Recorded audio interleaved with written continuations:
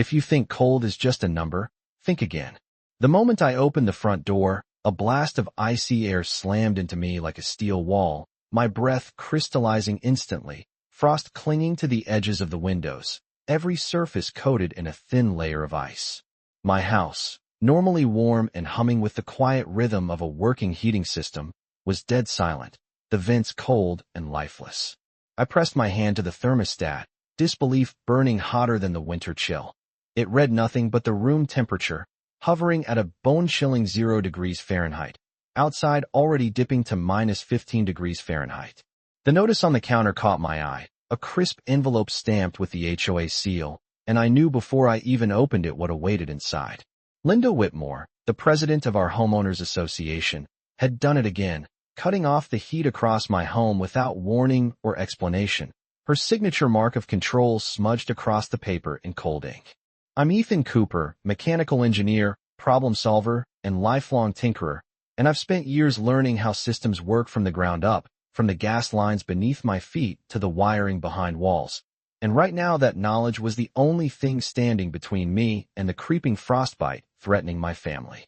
I kicked off my boots, the crunch of snow and ice underfoot echoing in the silent house, and stepped cautiously across the living room, feeling the cold bite through my socks and into my skin. The metallic tang of frozen air filled my nose, mixing with the faint scent of pine from the holiday decorations still up from December, a reminder that warmth and comfort were once normal here. I checked the windows, all locked, all sealed, yet still the icy fingers of winter found a way in, mocking the powerless thermostat. Every flick of a switch, every push of a button, met with silence. My mind raced through the possibilities, tracing in my head the routes and valves that could have allowed someone to cut power to my heating system so efficiently. Outside, the wind whipped against the house, howling through the gutters like a chorus of warning. I could hear the muffled chatter of neighbors, oblivious to my situation, unaware that Linda's influence extended beyond my walls. My fingertips tingled as I moved to the breaker panel, each metal surface biting against my skin, but I didn't hesitate, checking every circuit, confirming that no ordinary outage had caused this. This was deliberate, precise, calculated, an engineered attack on my comfort and control. I paced the room, the hardwood floor groaning softly under my weight, measuring the shadows cast by the dim morning light filtering through frost-covered blinds. My coffee sat forgotten on the counter, steam rising only to condense almost immediately in the frozen air, a bitter reminder of what normalcy felt like. I paused, inhaling deeply, the sharp scent of metal from the exposed pipes reaching my nose, and I realized that everything Linda thought she had hidden, the shut-off mechanisms, the access points, the patterns she used to enforce her will, were things I already knew. I could feel the pulse of the house, the rhythm of its systems, every conduit and valve mapped in my mind like a blueprint. Outside, the snow continued to fall, muffling sounds, creating a deceptive calm, and I understood that tonight, the cold would not break me. Instead, it had drawn me fully into focus, sharpening every sense, turning frustration into determination. Every step I took, every hand I placed on a surface, was an investigation, a measurement, a preparation. Linda had made her move thinking she was untouchable, but she had underestimated me, and as the wind rattled against the windows, I allowed a small, defiant smile, knowing the game had just begun. I stepped back from the thermostat, the chill of the house pressing against my lungs, and took a measured breath. The frost on the windows glittered in the pale morning light, each crystal a frozen reminder of the hours spent in preparation, the years spent learning systems from the ground up. My living room, usually warm with the hum of the furnace, felt cavernous and sharp, the air like shards of glass brushing against my skin. I walked over to the counter, tracing the edge of the envelope with my fingertips, and for a moment, I just observed, listening to the subtle creak of the floorboards under my weight, the muffled whisper of wine through the eaves, the silence that Linda had so carefully orchestrated. My coffee had gone cold, leaving only the bitter aroma, a faint companion to the metallic scent of the exposed piping along the walls. I ran a hand over the breaker panel, metal biting gently against my skin, and noted every anomaly, every valve and circuit, each one familiar from long nights of tinkering and repair. I thought about my neighbors, their houses lined up perfectly along the snowy street, unaware that behind these walls, a silent contest of knowledge and patience was unfolding. Each step I took across the hardwood floor was deliberate, the sound sharp in the stillness, marking the rhythm of my observation. I crouched by the kitchen island, eyeing the layout of the gas lines as if reading a map, memorizing each junction, every connection, imagining the flow of heat that should be coursing through the house. Outside, the wind rasped against the siding, carrying the distant sounds of cars starting, doors closing, neighbors hurrying through the cold. I could feel the chill creeping up from the floorboards, but it did not deter me. Instead, it focused me, each shiver a reminder of what was at stake, of snow compressing under boots, the slight vibration through the floorboards from the wind. And in that quiet, I understood fully that control, patience, and understanding were more powerful than the sudden snap of a switch or the arbitrary exercise of authority. Linda had acted, and now, with every careful observation, every small calculated move, I was ready for the next step, the move that would turn knowledge into action, preparation into resolution, and patience into the satisfying proof that careful planning always outweighs careless power. I took a step back, letting my eyes travel over the layout of the house once more, each room a map of potential and control. The kitchen pipes ran along the wall with exposed joints I had meticulously labeled months ago, every valve accounted for, every flow path memorized. I crouched beside the furnace access panel, listening to the hollow echoes, noting the way sound carried differently in the frigid air. Frost gathered along the baseboards, small crystals catching the faint sunlight streaming through blinds, and I traced the patterns in my mind, plotting exactly where influence could be exerted. My hands traced the gas lines leading to the main meter, fingertips grazing the cold metal, mapping out the network of supply that Linda assumed she could manipulate at will. I reviewed each connection again, imagining the sequence of actions required, the slight adjustments that could create a controlled response without affecting neighbors beyond the HOA. The snow outside reflected the pale light into the rooms, casting long shadows, and I allowed myself a slow, deliberate breath, feeling the tension coiling and tightening with each inhalation. Each faucet, each valve, each regulator became part of a mental checklist, a system of cause and effect I knew instinctively. The smell of cold metal and faint ozone from static electricity filled the room, and I could hear the subtle hum of residual pressure within the lines, like the heartbeat of the house itself. My mind circled around contingencies, what might fail, what would succeed, running simulations in my head as if I were guiding a vehicle through icy roads. Every meter reading I noted, every lever I tested, became a confirmation that I had understood the system completely, that nothing had been left to chance. The chill that bit at my fingers was not a deterrent but a sharpening agent, making every sensation clearer, every detail brighter. I moved from room to room, testing access points, verifying insulation, ensuring that the network of gas lines was fully mapped, that any action I took would be precise and contained. Outside, the wind carried a low, continuous howl, pressing against the walls and windows, a reminder of the environment I was working within, the constraints of winter and suburban oversight. I paused at the living room window, watching the snow drift in patterns across the yard, reflecting on the hours spent understanding the house and its hidden nuances. Each observation, each test, built the foundation of the plan, turning frustration into strategic preparation. The house was no longer just a residence. It was a landscape of calculated potential, every cold surface, every frost-lined pipe, an instrument in a larger orchestration. I stepped back into the center of the room, feeling the weight of anticipation, knowing that the careful documentation, the months of small adjustments and markings, and the full understanding of the system had primed me for the next move. The house was ready, and so was I, every sensory detail recorded in my mind, every step precise, every measure exact, waiting for the moment when preparation became action. The sound of my breath condensed in the icy air as I moved toward the garage, the floors cold beneath my socks, each step deliberate and precise. The house remained silent except for the faint hum of the frozen pipes, a reminder that every system was in stasis, waiting. I opened the metal access panel under the kitchen sink, feeling the smooth, cold edges against my palms, and traced the network of connections once more, confirming every path, every valve, every junction. My eyes caught the labels I had placed months ago, small, precise, almost invisible marks that now guided my hands like a map.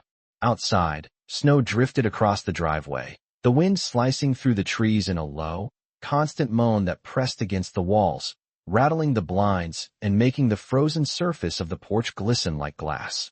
I crouched beside the main meter, listening to the faint hiss of residual pressure, each sound amplified in the frozen air, every detail etched in my mind. The smell of metal and frost mingled with the faint scent of the morning coffee that had cooled on the counter, a reminder that warmth was temporary, but knowledge was enduring. I ran my fingers along the pipes leading toward the meters for the HOA properties, memorizing every curve, every joint, every point where control could be exerted without risking unintended effects. My mind replayed past observations, mental notes from weeks of careful study, and I imagined the sequence, the flow, the response to each adjustment. I tested handles, valves, and regulators gently, confirming the integrity and direction of the system, ensuring that every plan would work as intended. Each room I entered became a point of inspection. Every pipe a node in the network I now completely understood. I paused at the window overlooking the yard, watching the snow swirl against the driveway, sunlight reflecting off the icy crust, glinting against the blinds. The quiet tension was thick, almost tangible, the anticipation sharpening every sense, a focus that cut through the biting cold. The house itself seemed to echo with potential, every pipe, every regulator, every access point mapped clearly in my mind, each one a step in a carefully choreographed plan. I moved to the basement, my boots crunching softly on the frost-lined steps, tracing the main feed lines that led to the HOA network, feeling the slight vibration of residual pressure beneath my fingers, confirming the integrity of each connection. The chill in the basement was sharper, but I welcomed it, each shiver heightening my awareness, each breath crystallizing in the air like a slow metronome guiding my movements.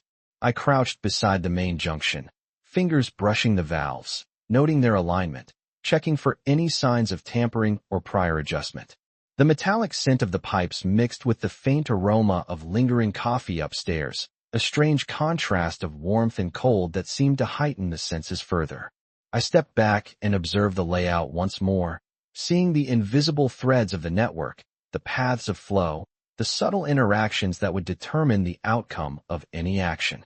Outside, the wind rose slightly, scraping against the siding and rattling a loose shutter, and I noted the sound, imagining how it might mask or amplify any movement, how timing and observation were intertwined.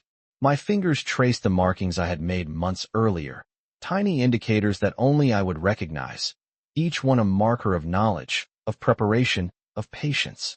I visualized the effects of each adjustment, the sequence of response through the system, and I could feel the anticipation building, a taut energy that seemed to connect my awareness with the pulse of the house itself. Each step I took was measured, precise, deliberate, a confirmation of control, of readiness. I checked the gauges, noted every pressure reading, every indicator light, confirming the system was primed and responsive.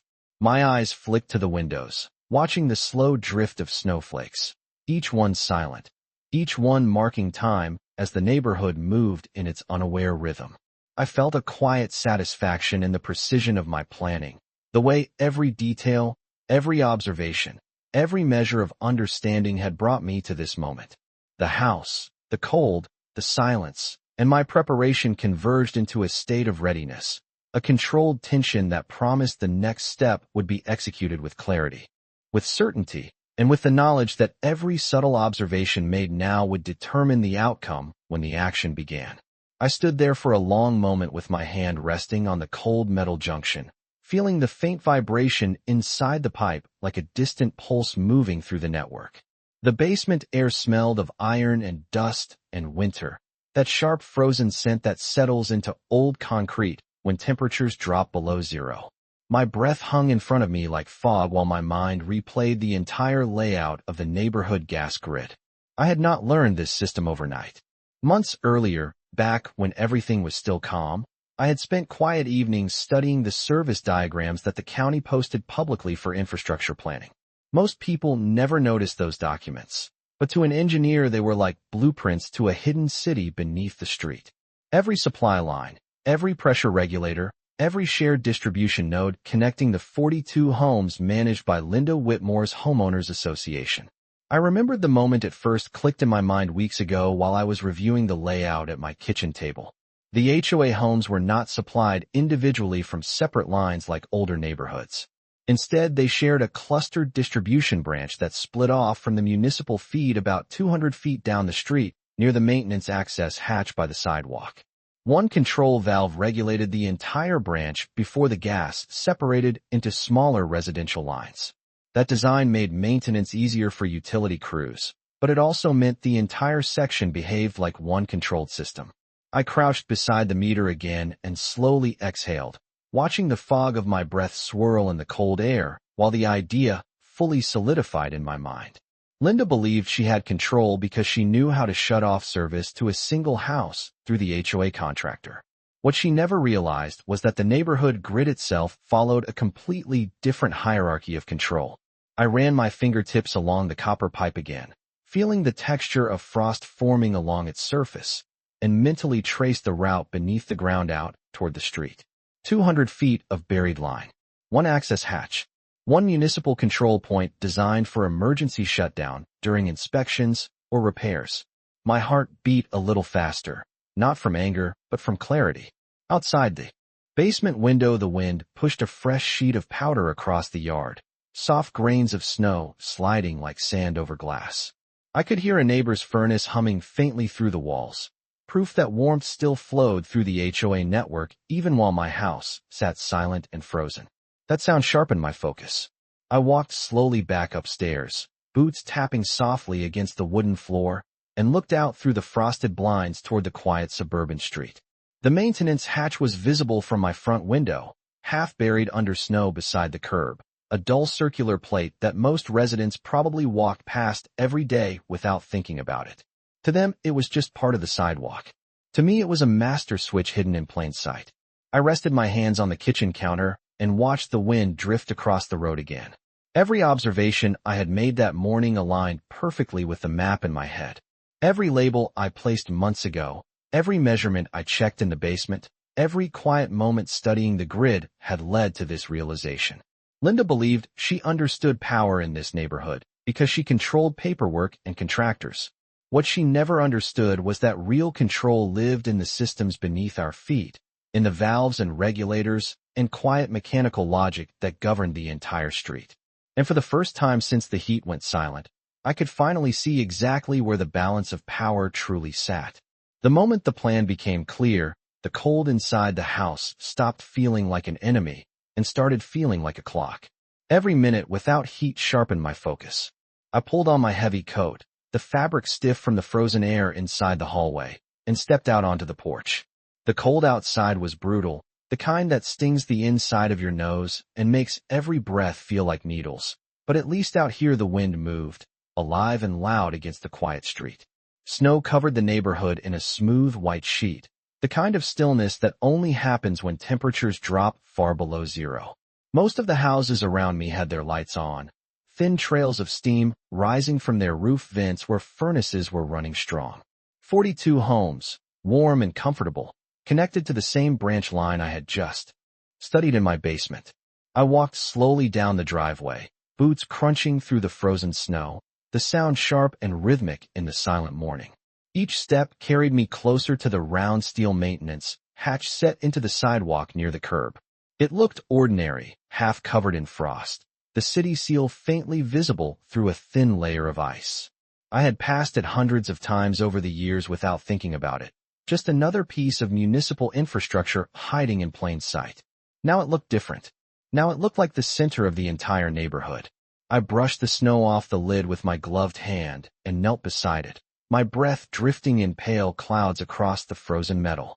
The wind carried the distant hum of heating systems from nearby houses, a low mechanical chorus reminding me exactly what still flowed through the pipes beneath this street. I reached into the tool bag I had brought from the garage and pulled out the steel key used for municipal access covers. Engineers learn early that the right tool can turn a complicated problem into a simple motion. The key slid into the slot with a dull metallic click. I twisted gently and lifted the hatch open just enough to see inside the narrow maintenance chamber below. A network of pipes ran through the cavity, thick insulated lines branching toward the neighborhood. In the center sat the control wheel for the distribution valve, painted bright yellow for visibility, a design meant for utility crews performing scheduled maintenance. Cold air poured out of the opening as I leaned closer, studying the mechanism. Everything matched the diagrams in my memory. The municipal feed entered from the north side of the chamber. The branch serving the HOA homes split off directly through this single regulator before dividing toward each street. One valve governed the pressure feeding every furnace, every water heater, every stove across those 42 houses. I rested my gloved hand on the wheel and felt the frozen metal under my palm. The wind pushed another gust of snow across the road, rattling the bare branches of the trees lining the sidewalk. For a long moment, I simply listened to the quiet mechanical life of the neighborhood, the distant hum of furnaces still running, the faint hiss of gas moving through pipes below the ground. Linda believed she had made a powerful move when she arranged for my house to go cold. She believed control meant deciding who stayed warm and who did not. What she never realized was that systems have balance. Every network, every machine, every grid eventually answers to the same simple principle. Pressure flows through the same paths for everyone. And when you understand the system completely, sometimes all it takes is one turn of the right valve to remind people how connected everything truly is. I twisted the valve slowly, each rotation deliberate, the metallic surface cold and firm under my gloved hand. I listened to the subtle hiss change as the flow of gas to the HOA homes decreased, a sound almost imperceptible at first, but growing as pressure redistributed across the network. Outside, the wind picked up, rustling the bare branches and scattering snow in sharp, drifting arcs across the street, masking the faint mechanical shift that I had just triggered. One by one, distant furnaces in the neighborhood quieted, their hums fading to silence. Water heaters paused mid-cycle, and the air in those houses began to grow still and colder. I could feel a sense of balance settling in with each incremental adjustment, the network responding exactly as I had calculated, proof that every measurement, every observation, every label and mark from months of preparation was correct. I pulled back for a moment, allowing my eyes to sweep the neighborhood through the frosted window, watching as the contrast between my frozen house and the other silent homes highlighted the precision of what had just been executed. Every detail from the basement inspections, every valve I had checked, every junction I had memorized, now contributed to a seamless orchestration that no casual observer would notice until the effect was undeniable. The street itself seemed to hold its breath, quiet except for the faint crunch of snow under my boots, a witness to the controlled manipulation of energy and flow. I moved to the sidewalk, crouching low to the maintenance hatch, observing the pressure gauge react with subtle clicks as the valve took effect. My pulse quickened with quiet satisfaction, not from exhilaration but from understanding the absolute clarity of cause and effect. The HOA homes, once insulated by the warmth of control, now sat in a state of suspended anticipation, the mechanical silence reflecting the precision of my intervention. I exhaled, slowly, the cold air filling my lungs sharply, feeling the rhythm of preparation and action synchronize. Linda Whitmore's illusion of power had been comprehensive, but knowledge and patience had outmaneuvered assumption. Every small step I had taken in the house, from tracing pipes to confirming flow, every observation made in the cold and quiet of the morning, led to this exact moment, where control was exercised flawlessly and invisibly. I straightened, the snow glinting around me, frost sparkling on the edges of the curb, and allowed a satisfied breath, knowing that the careful planning, the meticulous attention to every mechanical detail, and the months of quiet study had delivered a precise outcome, silent yet undeniable, and the balance of the neighborhood had shifted entirely under the guidance of preparation, foresight, and understanding of the hidden network. The neighborhood was silent except for the soft creak of snow settling under its own weight, the street blanketed in a pure white stillness that mirrored the calm inside my own home. I stepped back through the front door, boots crunching over icy patches on the porch, feeling the residual cold of the morning still lingering on the soles. Inside, the air was still frigid, but I breathed deeply, letting the quiet satisfaction settle through me, knowing the subtle orchestration beneath the streets had unfolded exactly as planned. I moved from room to room, checking each window, each thermostat, each subtle change in temperature, confirming that the precision of my preparation had delivered the effect I had envisioned. Outside, the wind shifted, carrying a distant murmur of voices as neighbors began to realize something had shifted in the invisible network that sustained their warmth and comfort. The quiet hum of distant furnaces that had been active moments ago was gone, replaced by an eerie stillness that spoke to the complete control exercised through careful observation and knowledge. I traced the paths of pipes, valves, and regulators in my mind again, each one accounted for, each potential point of failure anticipated, every tiny detail planned and executed. The street, the homes, the entire subdivision were connected in a way that most people would never notice, invisible threads of infrastructure responding to subtle changes with mechanical obedience. I walked to the kitchen window, looking out at the frozen sidewalks and glinting rooftops, imagining the ripple of awareness spreading through the neighborhood as residents checked their thermostats. Felt the still air, and paused to realize that control had shifted, unseen but undeniable. The faint metallic tang of the gas lines lingered in the basement even as I ascended the steps, a reminder that every measure I had taken was now in effect, the culmination of patience, precision, and understanding. I ran a gloved hand along the counter, feeling the cold, smooth surface beneath my fingers, and thought of the hours spent mapping, observing, and learning the systems that had made this possible. Every frost-covered window, every creaking floorboard, every faint echo in the house became part of a larger awareness, a confirmation that the careful planning and meticulous attention to detail had achieved its goal. The quiet settled over the neighborhood like a soft blanket, the subtle shift in power unnoticed by most but absolute in its effect, a lesson in preparation, observation, and the invisible mechanisms that govern control. I exhaled slowly, letting the icy air fill my lungs, feeling the satisfaction of a plan executed flawlessly, the balance restored in my own way, knowing that patience and knowledge had proven far stronger than impulsive authority. The house felt alive in a different way now, every pipe, every vent, every mechanical detail silently acknowledging the intervention, the subtle orchestration complete, and the morning light reflected off the snow outside like a quiet applause, a testament to precision, foresight, and inevitable consequence.